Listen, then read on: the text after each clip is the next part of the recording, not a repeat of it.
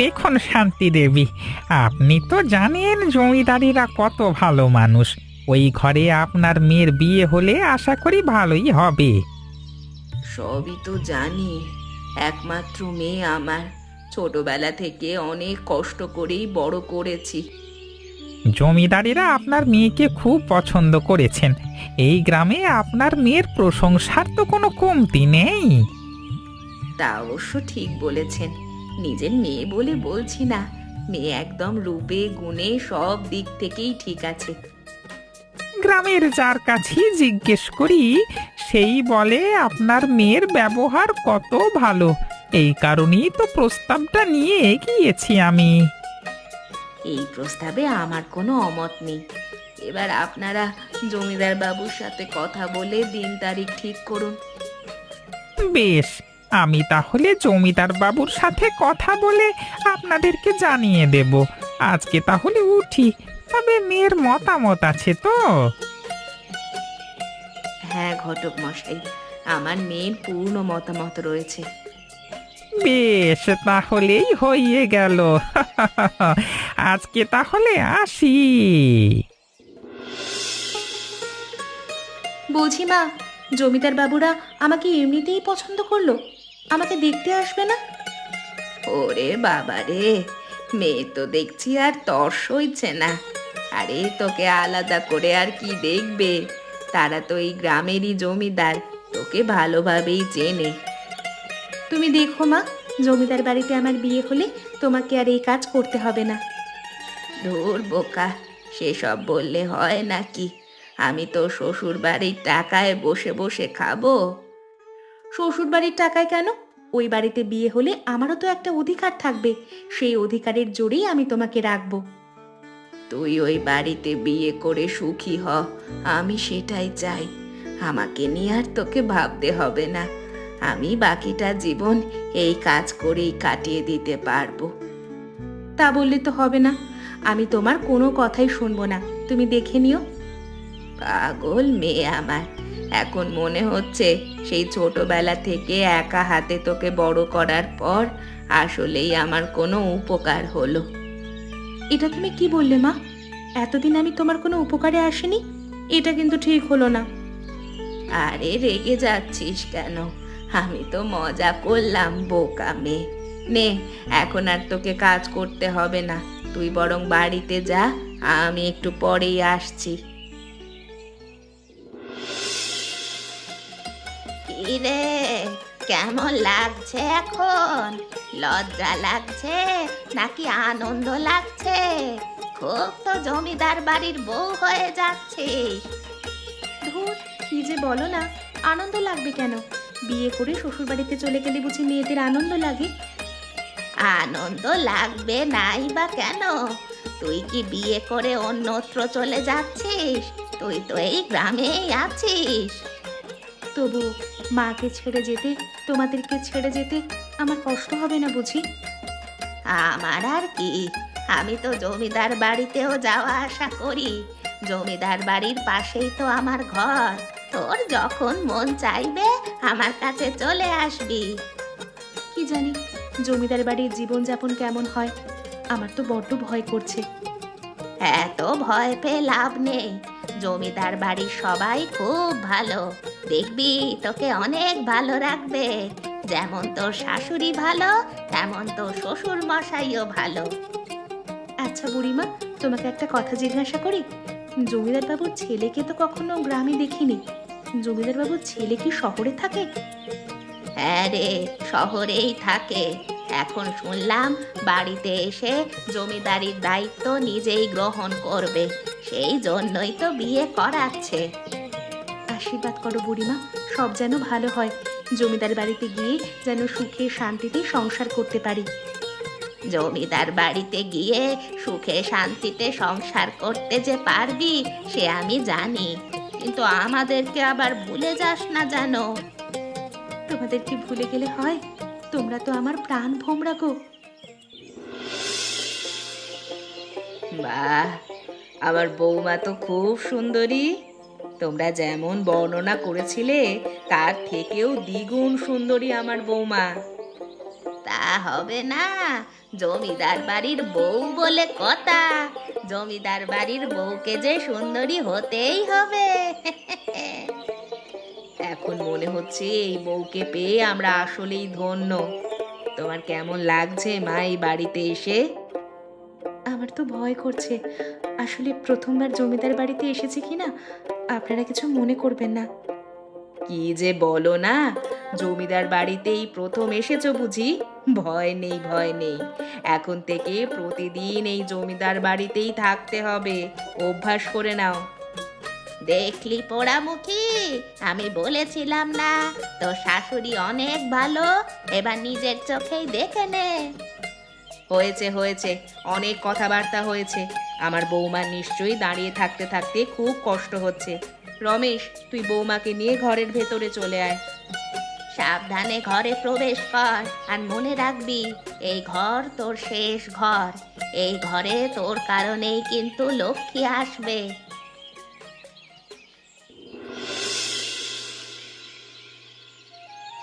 সুনিতা, এই সুনিতা, এখনো ঘুমোচ্ছিস নাকি? আরে ওঠ ওঠ, শ্বশুর বাড়িতে এত বেলা করে ঘুমালে হবে নাকি? উফ, দিলে তো আমার ঘুমটা ভাঙিয়ে। বলি, কোথা থেকে এসেছো এই সকালবেলা? কাণ্ডজ্ঞান নেই নাকি? আরে কাণ্ডজ্ঞানের কথা বলছিস? শ্বশুর বাড়িতে এত বেলা করে ঘুম থেকে উঠলে শ্বশুর শাশুড়ি কি বলবে? তা আমার শ্বশুর শাশুড়ি আমাকে কি বলবে না বলবে সেটা তোমার থেকে তো আমাকে জানতে হবে না। তুমি এখানে এসেছো কেন? আরে আমি তো এসেছি তোর ভালোর জন্য, তোকে ঘুম থেকে ডেকে দিতে। আমি ঘুমাচ্ছি বলে তোমার খুব সমস্যা হচ্ছে, তাই না? আমার শ্বশুর শাশুড়ির তো সমস্যা হচ্ছে না, তুমি এত আগ বাড়িয়ে কথা বলতে আসছো কেন? তুই কি আমার সাথে মজা করছিস, নাকি ঘুমের ঘোরে আছিস বলে এভাবে কথা বলছিস? আমি সজ্ঞানে তোমার সাথে কথা বলছি।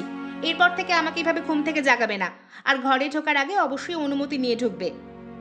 তোর ঘরে ঢুকতে হলে এখন আমাকে অনুমতি নিয়ে ঢুকতে হবে? তা নয় তো কি? তোমাদের মতো গরিবদের বিশ্বাস নেই, কখন ঘরে ঢুকবে আর কোন জিনিস নিয়ে চলে যাবে তার ঠিক নেই।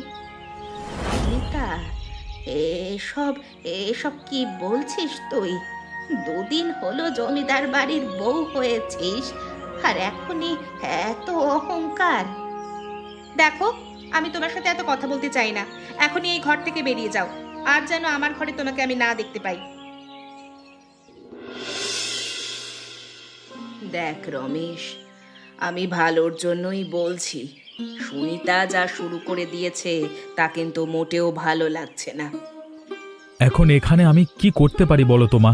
তোমরা নিজেরা পছন্দ করেই তো আমাকে বিয়ে করিয়েছো। তা অবশ্য ঠিক, কিন্তু তোর বিয়ে যখন ওর সাথেই হয়েছে, বউকে বোঝানো তোর দায়িত্ব। আমার তো মনে হয় না ওকে বোঝালেও বুঝবে। ওর মনের মধ্যে অহংকার ঢুকে গেছে। ব্যাপারটা খুবই বিরক্তিকর। বাড়ির সমস্ত চাকর বাকরদের সাথে খারাপ ব্যবহার করা শুরু করে দিয়েছে। শুনলাম আজ সকালেও বুড়িমার ওপরে চেঁচামেচি করেছে। কি বলছো? এত দূর গড়িয়েছে?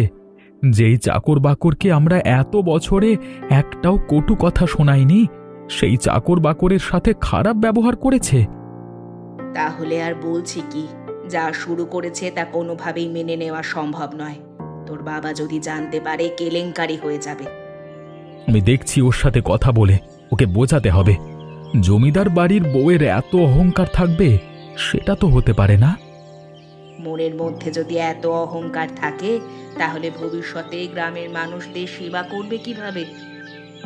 বাড়ির বাইরেও এই বিষয় নিয়ে কম আলাপ আলোচনা হচ্ছে না মা। বাইরে গেলেই আমি শুনতে পাচ্ছি কানাঘুষো চলছে। বিষয়টা আমার নজরে এলো বলেই কিন্তু আমি তোকে জানিয়েছি। এবার দেখ তোরা কি করবি। ঠিক আছে মা, আমি দেখছি।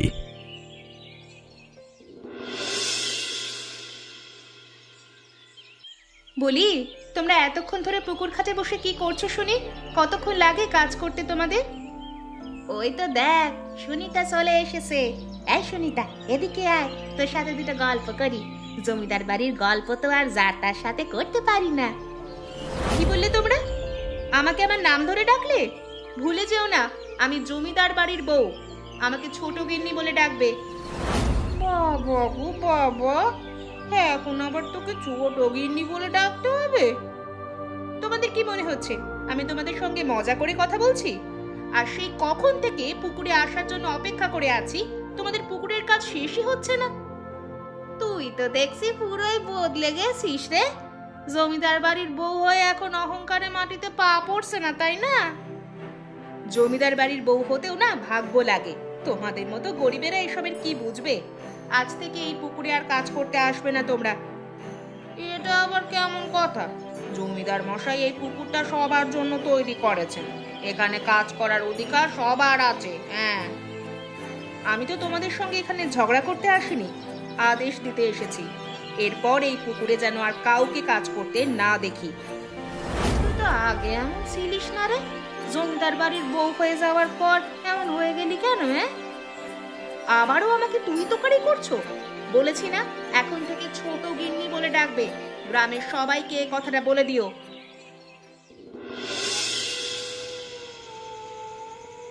বলুন বাবা, আমাকে কিসের জন্য ডেকেছেন? ওদিকে আবার আবার অনেক কাজ পড়ে আছে। আরে বসো বসো, এত তাড়াহুড়ো করছো কেন? কাজ করবার জন্য এত কাজের লোক রয়েছে। আমি বাড়ির কাজের কথা বলিনি, আমার নিজস্ব কাজের কথা বলেছি। যাই হোক, বলুন কিসের জন্য ডেকেছেন আমাকে? বলছি, শহর থেকে আমার কিছু অতিথি আসবে। অতিথিদের জন্য কিছু বিশেষ আয়োজন করবার চেষ্টা করছি। ভাবলাম তার পাশাপাশি তোমার হাতের ছোলার সিঙাড়া রাখলে কেমন হয়? আমার হাতের মানে? বিষয়টা আমি ঠিক বুঝলাম না। দেখো, তোমার হাতের সিঙাড়ার স্বাদ কিন্তু অতুলনীয়। তাই আমি ভাবছি তুমি যদি ছোলার সিঙাড়া বানাও, অতিথি খুশি হবে। দেখুন, আমি আপনার বাড়ির বউ।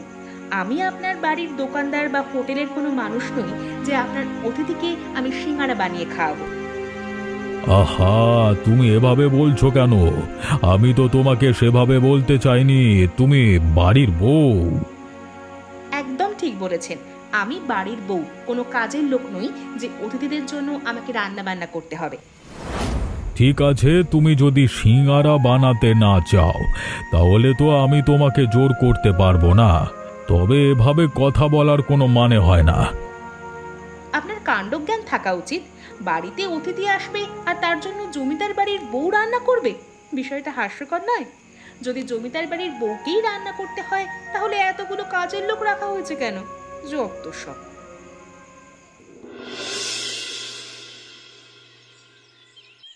জমিদার বাবু, জমিদার বাবু, আপনারা কোথায় গেলেন? দয়া করে বেরিয়ে আসুন, একটা খবর দেওয়া ছিল। কি রে, কি হয়েছে? এভাবে হাঁপাচ্ছিস কেন? কি খবর দিবি? হ্যাঁ, আপনার বৌমা কোথায়, মানে সুনিতা দিদি কোথায়? সুনিতা দিদিকে একটু ডেকে দেবেন, তার জন্যই খবর এসেছে। সুনিতা দিদির মা খুব অসুস্থ। কি বলছিস? দাঁড়া, আমি এখনই ডেকে দিচ্ছি। বৌমা, ও বৌমা, একটু বেরিয়ে এসো তো। আরে কি হলো? আবার ডাকাডাকি করছেন কেন? আমাকে কি একটু শান্তি আপনারা দেবেন না নাকি? আরে শোনো, কি খবর নিয়ে এসেছে সুরেশ। তোমার মা নাকি খুব অসুস্থ। হ্যাঁ গো দিদি, তোমার মা খুব অসুস্থ। তোমাকে একটাবার দেখতে চাইছে সে। কবে থেকে অসুস্থ, অথচ তোমাকে খবর দেয়নি। এতদিন যখন খবর দেয়নি তো এখন দিতে এসেছে কেন? এখনো খবর না দিলেই হতো। কাকিমা তো ভেবেছিলেন তুমি চিন্তা করবে, তাই বলেননি। কিন্তু এখন একটাবার দেখতে চাইছেন। তোমার মায়ের অবস্থা খুব খারাপ। এখন বয়স হয়েছে, এখন একটু অসুস্থ হবেই। এখানে আমার কি দরকার আছে? আমি গিয়েই বা কি করব? আমি কি ডাক্তার নাকি? বৌমা, এসব তোমার কি ব্যবহার? তোমার মা অসুস্থ, তোমার এখন যাওয়া উচিত সেখানে। আমার মা অসুস্থ, আমি যাব কি না যাব সেটা তো আমার ব্যাপার। আপনাকে এর মাঝে কথা বলতে হবে না। তাহলে কি তুমি যাবে না? ওদিকে কাকিমার অবস্থা যে একেবারে। যা হওয়ার হোক, বুড়ো হয়ে গেছে, সময় এখন এমনিতেই শেষ হয়ে গেছে। আমি গিয়েও কোনো লাভ হবে না। তোরা নিজেরা সামলে নে, যা।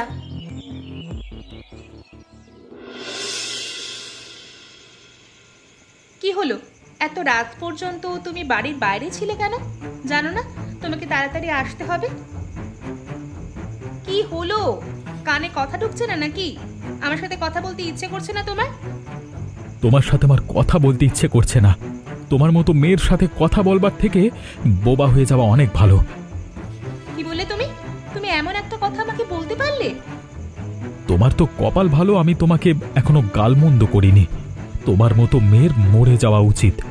ওপরওয়ালা না করুক, তোমার মতো মেয়ের জন্ম যেন কারোর ঘরে না হয়। এসব কি বলছো তুমি? তোমার মাথাটা পাগল হয়ে গেছে নাকি? আমি আবার কি করলাম? তোমার কাছে আজকে খবর এসেছিল না তোমার মায়ের অসুস্থতার? তোমার মা মারা গেছেন, তার দাহ কাজ সম্পন্ন করেই আমি এলাম। আমি তো জানতাম মা মারা যাবে। তুমি বলো আমি শুধু শুধু গিয়ে কি করতাম? ছি ছি ছি ছি ছি, আমি কোনো দিন কাউকে দেখিনি যে মায়ের মৃত্যুর খবর পেয়েও এমন ধরনের কথা বলে। এবার কিন্তু তুমি একটু বেশি বেশি বলছো। আমি বেশি বেশি এতক্ষণ বলিনি, এবার বলবো। বেরিয়ে যাও আমাদের বাড়ি থেকে। তোমার মতো মেয়ের এ বাড়িতে কোনো জায়গা নেই। তুমি এমন করছো কেন? আমার একটু কথা শোনো। আমি তোমার কথা শুনতে চাই না। তুমি এই মুহূর্তে বাড়ি থেকে বেরিয়ে যাবে, না হলে আমি লোকজন ডাকতে বাধ্য হব।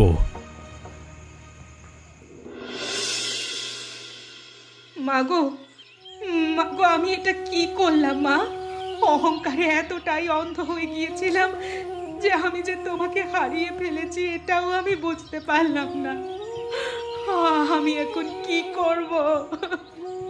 কাঁদিস না রে, এখন আর কেঁদে কি হবে? তোর মা তো ওপরওয়ালার কাছে চলেই গেছেন। শুধু একটাই আফসোস, তোর মা জীবনে শান্তি পেলেন না। ঠিক বলেছ বুড়িমা, আমার জন্যই শান্তি পাননি। না জানি কত কষ্টই না পেয়েছেন মা। আমি চিকিৎসা অবধি করাইনি। অহংকার তোকে চেপে ধরেছিল, এই কারণেই তো তুই হিতাহিত জ্ঞান শূন্য হয়ে গিয়েছিলি। আমি এখন কি করব? আমি মাকে হারিয়ে ফেলেছি। মা, তুমি ফিরে এসো, একটা বার ফিরে এসো মা। দেখো দেখো, আমি তোমার কাছে চলে এসেছি। এখন যতই ডাকাডাকি করিস না কেন, তোর মা আর কোনোদিন ফিরে আসবে না। আমি আমি আবার আগের মতো হয়ে যাব, আগের মতো জীবন যাপন করব, আবার ছোলার সিঙ্গারা বানিয়ে সংসার চালাবো। মাকে খুশি করার এটাই শেষ উপায়।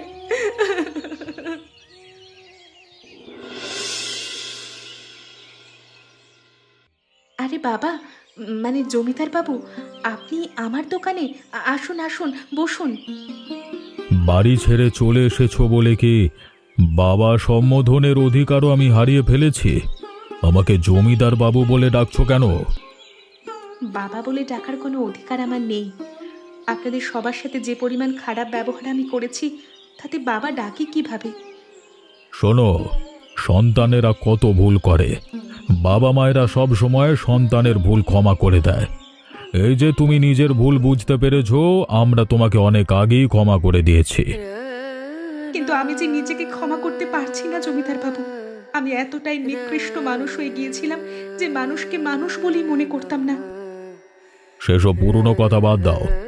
এখন যখন নতুন করে আবার সবকিছু শুরু করেছো, তুমি বরং আমাদের বাড়িতেই ফিরে চলো। ক্ষমা করবেন, আমি আপনাদের বাড়িতে ফিরে যেতে পারবো না। আপনার ছেলে নিজে আমাকে বাড়ি থেকে বের করে দিয়েছে।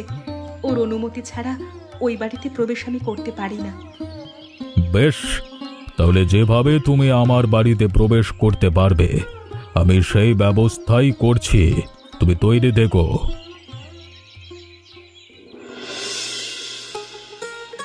এসো মা, এসো।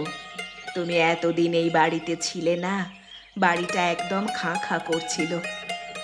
আমাকে ক্ষমা করুন মা, আমাকে ক্ষমা করুন। আমি আর কোনোদিন খারাপ ব্যবহার করব না কারোর সাথে। এ কি, তুমি কি করছো? ওঠো ওঠো বলছি। তুমি আমার মেয়ে, আর তুমি আমার পায়ে পড়ছো। তুমি তো আমার বুকে থাকবে। না মা, আপনারা এত ভালো মানুষ, আপনাদের সন্তান হওয়ার কোনো যোগ্যতা আমার নেই। সন্তান হওয়ার জন্য যোগ্যতার দরকার হয় না মা। তুমি যে নিজের ভুল বুঝতে পেরেছো, এটাই অনেক কিছু। আমরা সবাই তোমাকে ক্ষমা করে দিয়েছি। রমেশের কথা ভাবছো? রমেশ তো সেই কবেই তোমাকে ক্ষমা করে দিয়েছে। ওকে নিয়ে চিন্তা করো না, আবার সব আগের মতো ঠিক হয়ে যাবে। আবার সব ঠিক হয়ে যাবে আমি জানি, শুধুমাত্র মাঝখান থেকে আমার মা কষ্ট পেয়ে পৃথিবী থেকে বিদায় নিলেন। তোমার এক মা উপরওয়ালার কাছে চলে গেছেন, তাতে কি হয়েছে? আমরা পুরো পরিবার তোমার সাথে আছি।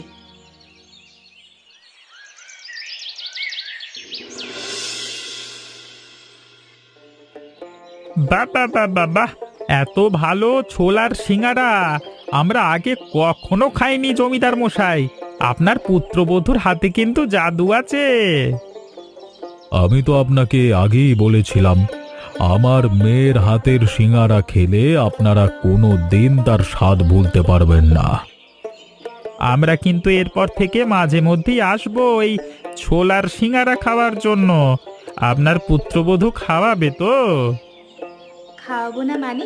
এই কাজটাই তো আমি সব থেকে ভালো পারি। আপনাদের সেবা করতে পারলে আমারও ভালো লাগবে। যখন খুশি চলে আসবেন। তাহলে আর কি, অনুমতি আমরা সবাই পেয়েই গেলাম। হ্যাঁ, এবার থেকে আসা যাওয়া হতেই থাকবে। আজকে তোমাকে এত খুশি মনে হচ্ছে কেন? হ্যাঁ, খুশি মনে হবে না কেন? বাড়িতে অতিথি এসেছে, আমি সবার সেবা করছি, খুশি হব না? কিন্তু তুমি এখানে কি করছো? আমি আমার সুন্দরী লক্ষ্মী বউটাকে দেখছি যে খুশি মনে সবার সেবা করছে। এমন বই তো আমি চেয়েছিলাম।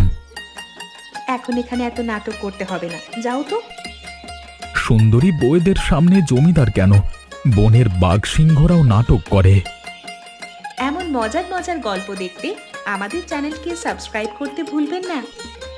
আচ্ছা বলো তো বন্ধুরা, এই গল্পে জমিদার প্রতাপ সিং সুনিতাকে কি খাবার বানাতে বলেছিল?